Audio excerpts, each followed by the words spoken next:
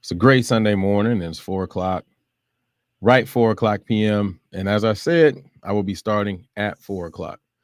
So before I get into the conversation and the conversation that we're going to have today, um, I just want to make sure that one, I want to talk about a couple of things. Yesterday, I was able to go out to the State Fair Classic.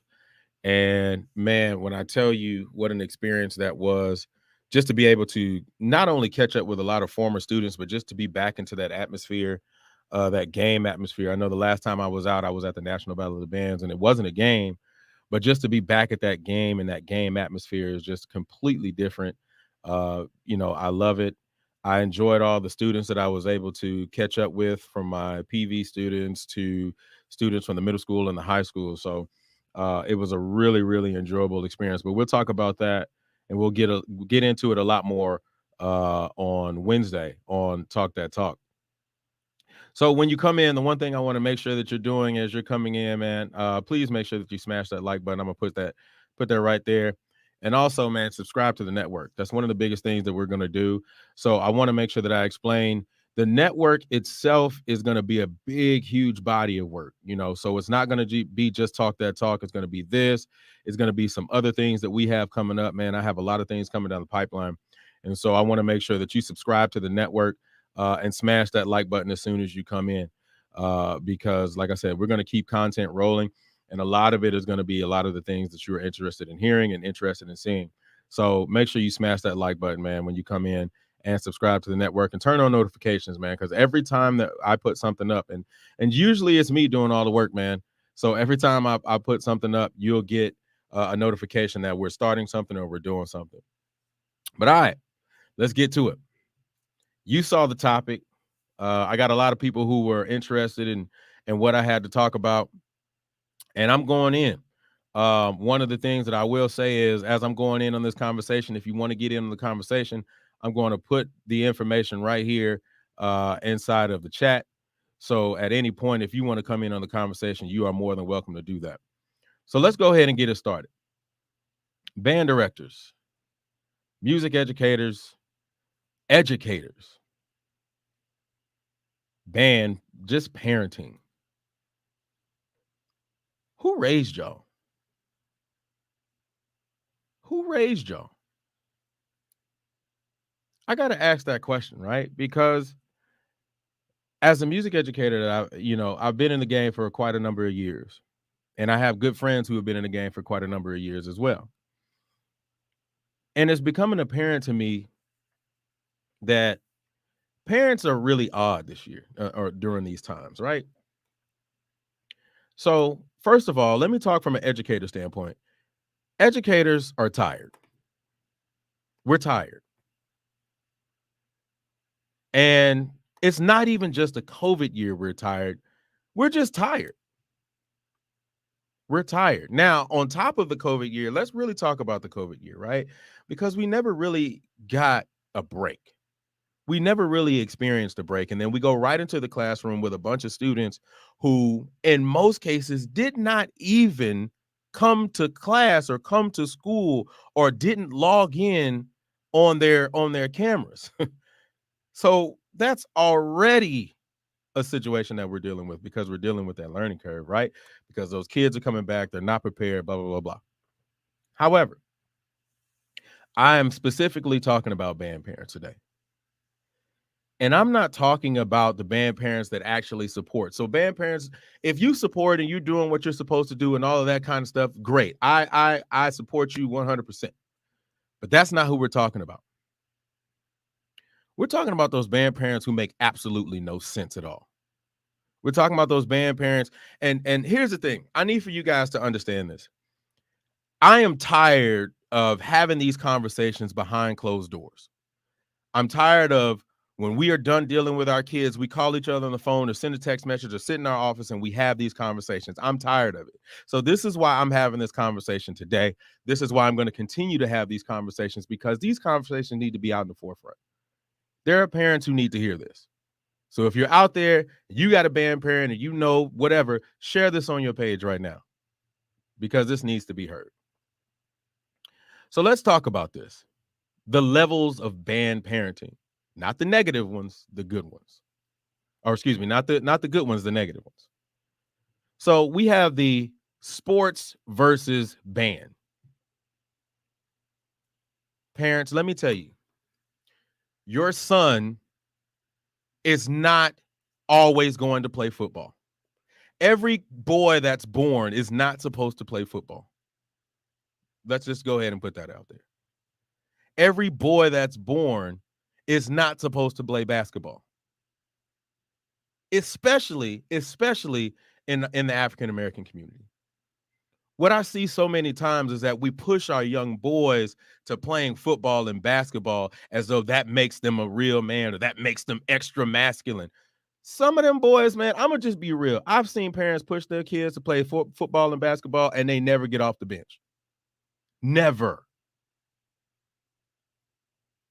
We got to stop doing that to our kids. Now, some people are like, man, who are you? I have kids. So I have room to have this conversation as a parent. We got to stop doing that, especially if the child actually shows interest in doing something other than that. You want to force him to play football or you want to force him to play basketball, but maybe he actually just wants to play drums. Maybe he actually just wants to play flute. Maybe he wants to play clarinet. Yes, they are our kids. They are our kids, but they are also human beings and they can make decisions. We have to stop doing that. We got to stop forcing our kids into these sports and saying, well, band ain't masculine enough. You know what I'm saying? So I'm good. We got to stop doing that. Every girl is not supposed to be a cheerleader. Now, here's the other half of that ends up happening when it comes to parents. You are so oblivious to what happens with band and band directors and what they're willing to do to work with you that you will say, well, I want them to do this and not do band. Band, there are directors who are willing to work with you. Those directors who will say, all right, you can go cheerlead, and then during the game, if you are in high school, during the game, just go ahead and suit up or leave your cheerleading outfit on, get out on the field and do the halftime. But we turn our nose up at that. Then we have these band parents who say, it's just band, man. It shouldn't cost this much. But you'll pay for the cheerleading outfit, you'll pay for the pads, you'll pay for all of this. But then when it comes to paying for a band fee, oh no, we good. We got to stop doing that, parents. We got to stop holding our kids back from other opportunities just because the only thing you visually see is the NFL or the NBA. We got to open ourselves up to more. That is it. We're shutting ourselves down. We're shutting our kids down. We can't do that. Now here's the second level. The second level of band parenting. Band versus support. Band versus support. What does that mean? What does that mean when I say band versus support? Meaning this. You sign your child up for band, but you never let them take their instrument home. I don't want you playing your instrument inside of my house. What kind of stuff is that? Who raised you? So you sign your child up and you allow your child to be in this activity, but then you say you can't let this kid come home and practice? Practice is homework. Especially if the child is actually in a band class and they're signed up for that class. Now it's different if it's an elective after school, and I'm not talking about that. But practice is homework. You expect your child to go to school and you expect for them to go into their math class and their English class and their social studies class and blah, blah, blah, blah. And you expect for them to bring home some homework for them to do. And then you won't say, well, hey, you got to hit these dishes and blah, blah, blah, blah, blah, blah, blah, and then tire them out and then say, well, you can't do your homework tonight. You're not going to do that. But then you say, well, nah, you can't play that instrument. Practice is homework. It's as simple as that. And we have to stop doing that. We cannot sign our kids up for these programs and then not support them with practicing. That's the only way you get better. And every school is different. Some schools have 45-minute classes. Some schools have an hour and 30 minutes. Some schools have an hour and 40 minutes. My point to that is you're not going to get everything you need inside of the classroom. That is with anything, with any content. Period, point blank. You're not going to get everything you need inside a classroom. Practice is homework. Who raised you? And then when it comes to practicing at home, I don't want you playing that inside the house. It's too loud. How about this? No, you know what? Let me go back. Let me backtrack because I don't want to make it seem like I'm just, I don't understand situations. My mother, I'm going to talk about my mother for a second. My mother had 2 boys. She was a single parent. She worked. Most of the time when I came home, she wasn't home. I walked home many a times from my middle school with trumpet in hand. And I ain't talking about the new cases, the new cool cases that you can throw on your back and all. I'm talking about them old school hard wooden cases with trumpet in hand. I walked home a few times. Got home, my mama wasn't there, my brother wasn't there. My brother would come in later. I would have to get home. Sometimes I make me something to eat, and I'm gonna be real. I would make me something. For now, this is old school. But I would sit down and watch me an episode of Power Rangers while I'm sitting up there eating. Take care of my homework. By the time my mom comes home, it's time for me to practice. I had to practice. And my mom, regardless of how tired she was, because my mother was a teacher, my mother had to do lesson plans. My mother had to grade papers. There was things that she had to do too. She was tired. She still had to cook for 2 boys. And I still had to practice. And guess what? My brother played saxophone. So both of us had to practice. But she didn't say, man, I'm tired. You got to shut that noise up. No.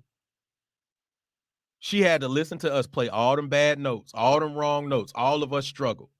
And what I'm saying to you parents, who raised you? Because at the end of the day, when you decided to have that child, you decided to give up that selfishness. You decided to make the choice to say, I'm going to give up that selfishness for my child. Period, point blank. You have to allow those kids to go through that process. Hell, go upstairs with them. Go into their room. Listen to what they're playing. See what they're playing. It doesn't matter whether you know it or not. The support that those kids need comes from you. I understand you tired. I get it. As a parent, I get it. But what are you, even if you think about why you work, what are you working for? Are you working for yourself or are you working for your child? Are you working for yourself or are you working for your family? And if you're working for your family, then when you come home, whether you're tired or not, you're going to make that sacrifice for them. Otherwise, you're making a selfish decision. You've got to support your kid. You can't throw them in band and say, you can't come home and practice. Stop making that noise inside the house. It's homework. Now, I've had students who like, wait, my mama say go outside and practice. That's cool. That's cool. I don't have a problem with that. But then if the neighbors outside be like, hey man, y'all got to come in. Y'all making too much noise. What that kid got to do? That's his house. That's her house. She has to practice. And I don't care whether you playing flute all the way down to tuba or drums. That kid has to practice. Period, point blank. Now there's a third level. There's a third level of band parenting. Quit everything. I'm going to go back to it. Who raised you? Who raised you? So that means that you allowed your kids to sign up for band program, or hell, anything for that matter. And just because I don't like it, oh, well, baby, you can go ahead and quit. Is this what we're teaching our kids? These are the kids who's going to run this country when I'm 60, 70 years old. I don't like it, so I'm just going to quit. How are we teaching our kids to actually work through something, push through something, persevere through something? These are the lessons that should be taught. And they learn that by you saying, no, you started it, you're going to finish it. I don't like it. Oh, well, baby, you'll be all right. Let's go ahead and find something else for you. No, no. What are we teaching our kids? What are we teaching them? We're not teaching them. That's not teaching them. That's not teaching them coping skills. That's not teaching them how to persevere. That's not teaching them how to live through this life. Because you know, as an adult, you can't just get up and quit everything. You know that. That's why you go to work every day. Because you know you don't have the availability to quit. As much as you love what you do or dislike what you do, you know that you got to put food on that table in some type of way, and you can't just up and quit. So why are you teaching your child, oh, it's okay to quit? Now I have a theory. I have a theory. And go with me on this theory. And guys, when you come in, please make sure you smash the like button. Also, if you want to get in and you want to have a conversation with me, let's have the conversation. I'm gonna put it back into the chat. But I have a theory. Here's my theory. When we were younger, and I used to hear this happen a lot. When we were younger, a lot of us were like, man, I'm not going I'm not going to raise my kids the way my mama raised me. I'm not going to do this with my kids the way my mama did it to me. So I think what ended up happening with a lot of us and a lot of people my age, and I'm not going to sit up here and lie, and I'm not going to sit up here and sugarcoat it. I think what happened with a lot of people our age, my age, and a little bit older, and maybe a little bit younger, is the fact that they wanted to be their child's best friend versus being the parent. And when you be their child's best friend, there is that connection of parenting that's lost because you don't want to hurt their feelings. You don't want to have the feelings that you had when you were a kid. Let me ask you this question. Are you just horrible right now? This is a real personal question. Are you like a terrible person right now? Are you struggling right now? Are you a trash individual right now? Because if the answer to that is no, just because you felt upset in that moment as a kid, you were a kid, of course you were going to feel upset. You're not going to be happy about everything. Hell, as a parent, you don't feel happy as everything. As an adult, you don't feel happy about everything. But there were certain standards and rules and things like that that you had to follow. There were certain standards and rules that you had to follow as a kid that those parents set forth on you, whether you liked them or not. And now, because you've gotten older, you wanted to pull away from those things. And look where we're at now. Educators are stressed out. Educators are tired. Educators are frustrated. And the one thing that ends up happening that frustrates me, a lot of people are like, well, that's what you chose to do. No, no, player. No, no, no, no. Yes, we chose to be educators to teach children, right? But there was a connection between the understanding of the parent and the teacher. Now the teacher drops the student off, or excuse me, the parent drops the student off to the teacher, expecting the teacher to only be the ones to teach them values. We're dealing with a bunch of kids, and this isn't just COVID year.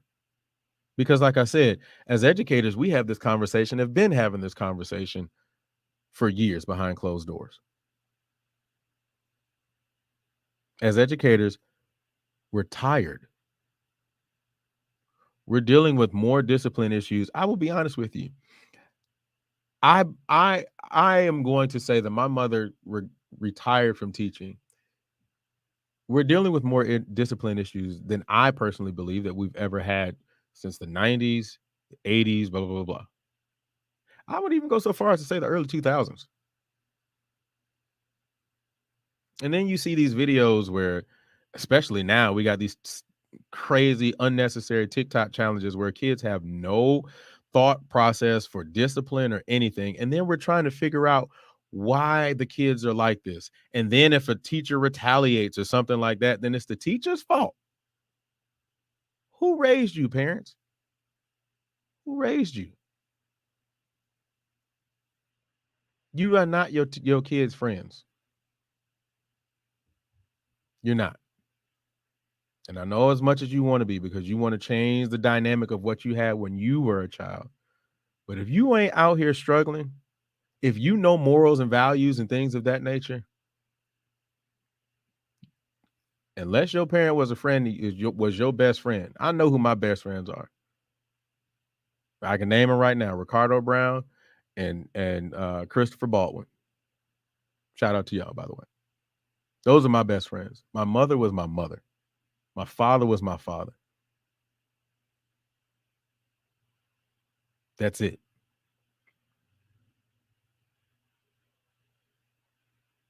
And let me also say this, band parents, listen, and everything I'm saying, that doesn't mean you're going to be 100% all of the time. That doesn't mean that you're always going to be at every booster meeting. That doesn't mean that you're always going to be at every game supporting them from the high school perspective. My mother wasn't at every game. My father wasn't at every game, but she did what she could to support me. And that meant more to me than anything. My father could do what he could, and he did what he could to support me. That's it. And that's what kids are looking for, support. If the only person who continuously is supporting them is the band director or band directors, we're lost. They need you. They need you to support them. That's what it's about. It is the connection between the educator, the student, and the teacher. Remember, you gave up your right to be selfish in most cases because you had children. And as a parent, I can say that.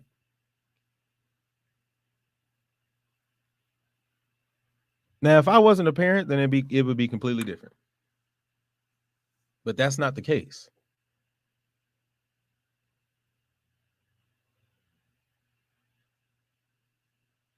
And that is the problem. And I'm going to keep going back to that. Who raised you? Who raised you? Now, there is another side of that. Because don't worry, parents, I'm going to press pause on you because I'm going to get on some of our teachers too, some of our educators. We got to stop supporting this toxic behavior too. We got to stop supporting this toxic behavior too, as educators. We have to. One of the things I can't stand from educators when things go awry or things don't work or blah, blah, blah, blah. Well, I mean, it is what it is. I mean, that's just what it is. No, it's not. No, it's not. No, it is not. It's what we accept. One of the things that I really appreciated from the last conversation that we had on Talk That Talk, and shout out for Sebring for coming through on the last show. And obviously, shout out to Rick because he stands by this. We got to set some discipline, some ground rules, some consistency. We can't allow for a student to come in and do what he wants and say what he wants. And then all of a sudden, well, it is what it is. I mean, that's what it is. No, it's not. It's not. It's not. And then because what happens is we accept that behavior. We say it is what it is. We send these kids out there and we can't figure out why the community is jacked.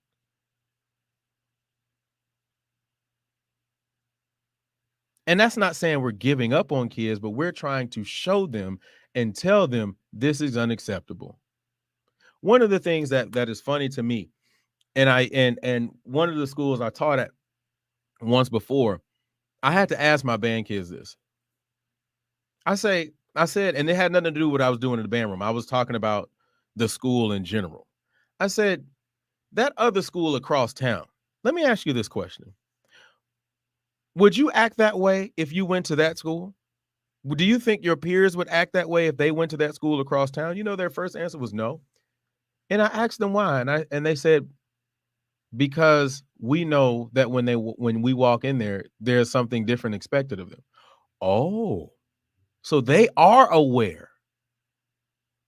The kids will get away with whatever you allow them to get away with. We cannot just say it is what it is, educators. We have to set standards. Period.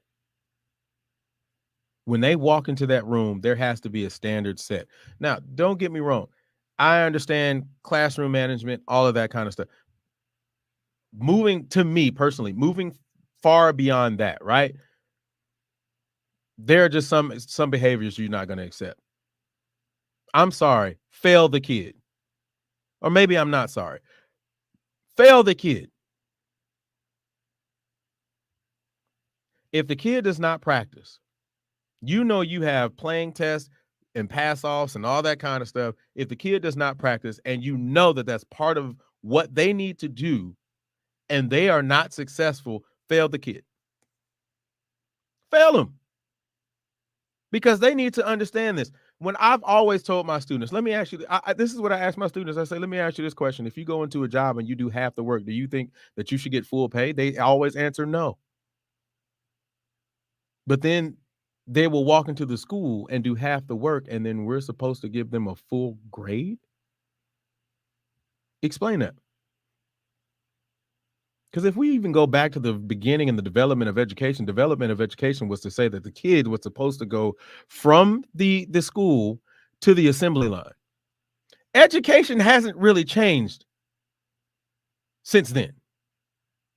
If we look at the connection between the education and the workforce, they are in school mostly a majority of 8 hours a day, just like any job. You get up in the morning, you go to school, you get up in the morning, and you go to work.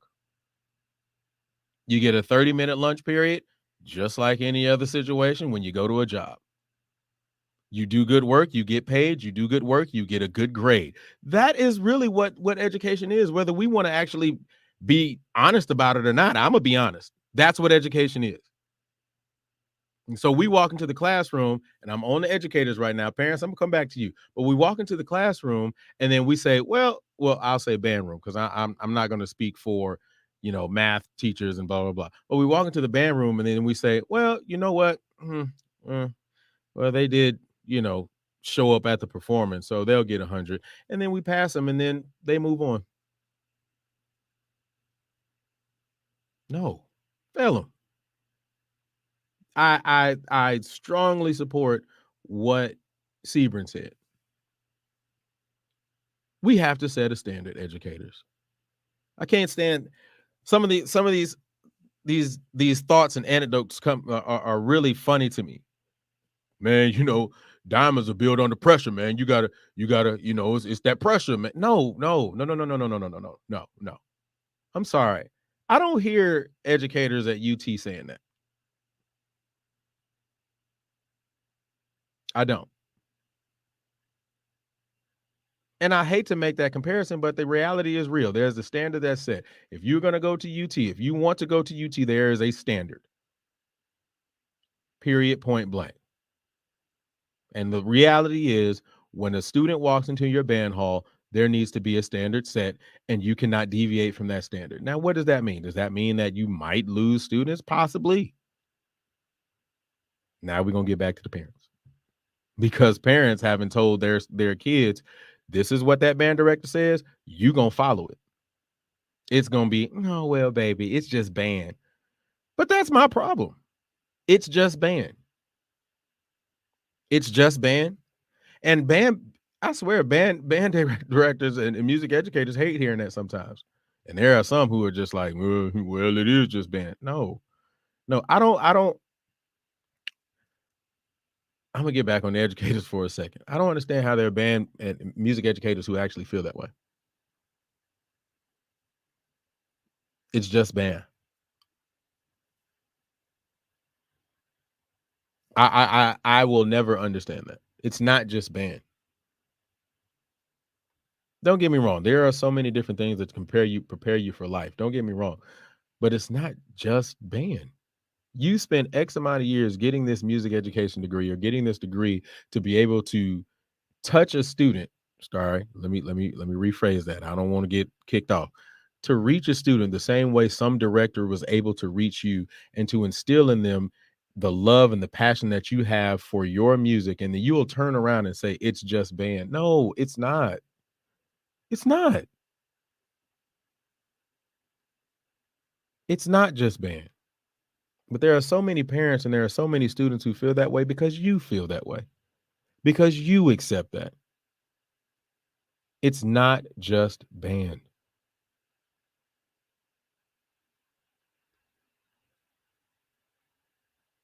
And parents, let me get back to you for a second. I'm going to actually talk about real quick the parents who can't afford certain things because that does happen. Every parent doesn't have all this money. Every parent isn't making, buku's amounts of dollars. Buku. I don't know. Is that still a word? I don't know. I'm dating myself, I guess. But every parent doesn't make that much money. But let me ask you this question. If you want your kid to go to college, how you plan on paying for it? Football. And this is no slight to any of my football people. This is no slight to any of my sports people, period. But let's be real. Look at the numbers from a band, university band program and a university football team. In most cases, the university band program is the largest student organization on the campus. And every single one of those kids aren't there just because mommy and daddy had X amount of dollars to give them. What people miss is the fact that band can actually catapult you to the next level. That doesn't, and I tell my students all the time, this doesn't mean you have to major in music. That means this is just an avenue and a vessel to get you where you need to go or where you want to go without having to come out of your parents' pocket. It's not just band. Let me start real quick. I see a lot of people coming in. Please make sure you hit the like button as you come in. Also, make sure you subscribe to the network. If you want to get in on the conversation, I left the link in the chat. Just click that link. Please make sure that when you come in, the cameras are on. But it's not just band.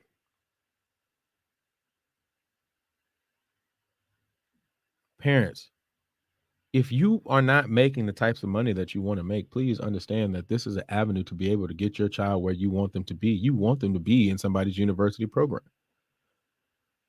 Every student is not going to be academically eligible. Every student is not going to make the dean's list, or excuse me, not the dean's list, but every student is not going to be a valedictorian. Every student is not going to get that academic scholarship. Every student is not going to get that sports scholarship. Your child sometimes is not going to be that kid. What are you going to do?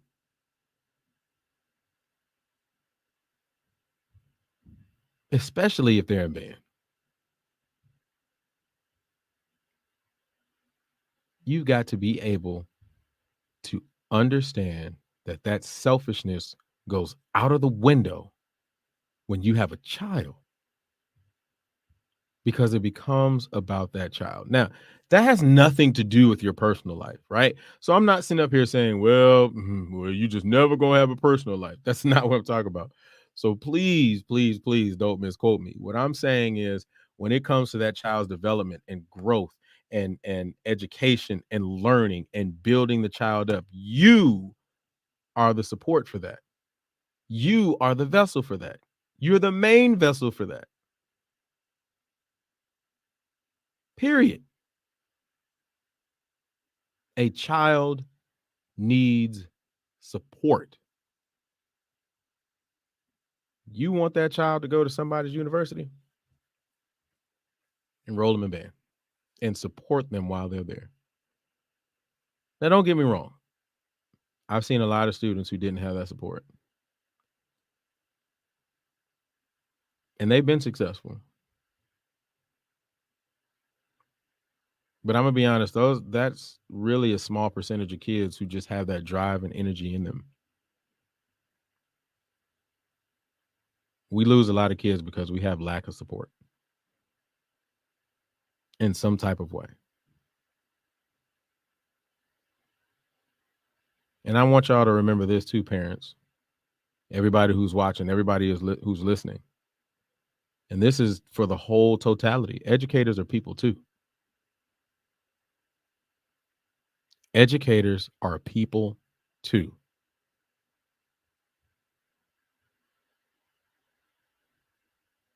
It really kind of goes back to the conversation that I was having that I did last Sunday. Are we living in our passion, or are we just doing our jobs? See, there are a lot of people who I've watched who do their jobs and they're stressed out every day and they're frustrated, but they know they got to do it to put food on the table. And there are many of us who are actually moving in our passions and the things that we love to do, and we enjoy it. As a music educator, it's supposed to be a passion. But because of what happens in the dynamic between the connection between the parent and the student, our passions slowly become our jobs. There's a lot on us as educators. There's a lot on us as educators, period, point blank. And I think that what happens is a lot of people forget that we're human. We're people too. We invest in your child, and most of us have kids at home. And I'm going to be honest. I'm going to put this out here. And this is how I personally feel. I love being able to teach. I do. But I refuse to put more into someone else's child than I put in my own. I refuse. Because like I told you, like I told every parent out there, anybody who's listening, any educator who's listening, any parent who's listening, like I told you, I gave up being selfish for myself, and I am going to I'm going to pour as much as I can into my kids. So while I do care about your kids, and trust me, I care about every single student that I've ever taught. If you ask any student that I've ever taught, they will tell you, but I will never, ever put them before my own children. But what happens is in education, a lot of people believe that you're supposed to put their children above your own life. As band directors, we go through a lot. High school, middle school, university, inner city teaching, urban teaching, we go through a lot. The expectation is very wide.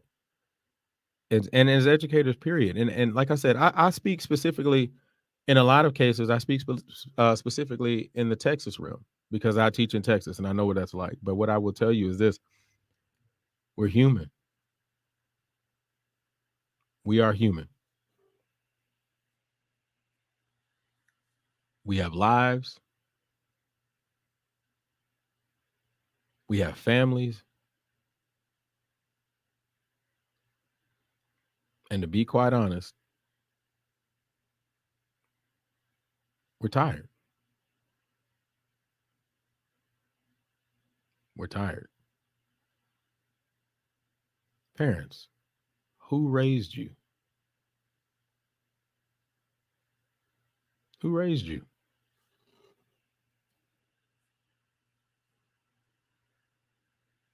What are you going to do different? If you watch this right now, what are you going to do different? Because you can sit up and complain all day. You can complain about what I said, because that's usually what will happen, right? Somebody will get on and say, not me, or who do he think he is, right? That usually happens. But generally, those people who do that are the people who are sitting in that position. Instead of complaining about what I said, regardless of how it came out or who it came from, what are you going to do to change? What changes are you going to make? Period. Enroll your kid in a program. Enroll your kid in band, and if you do, support them. Stop trying to send every single one of your kids to some athletic thinking that that's going to be the end all be all. Unfortunately, I've seen a lot of kids who enrolled in football, basketball, and everything else and thought that they were going to get to some D1 school, and they never made it. And then they ended up walking the neighborhood. Support. enroll them. I think one of the most hardest things for me to see right now as a music educator is a number of small band programs out there. And don't get me wrong, small band programs existed when I was a kid, so I'm not going to sit up here and act like that didn't exist. But small band program now is different than small band program when I was young. Small band program when I was young was like 80 kids. That was small. Small band program now, 20, 30. We got to change that. We have to get our kids interested in the arts, and we have to support them. Support them. If they have a practice sheet that their band parents send or that band director sent home, listen to your kid play. It may not sound good at the beginning. Trust me, it don't. But it will. The more you support. It gets better the more you support. Fill that practice sheet out. Don't just write a bunch of crap on there just for them to get the grade, because it's easy to do. You'll make the sacrifice on your job. Make the sacrifice for your child. Support them. You cannot be your child's best friend.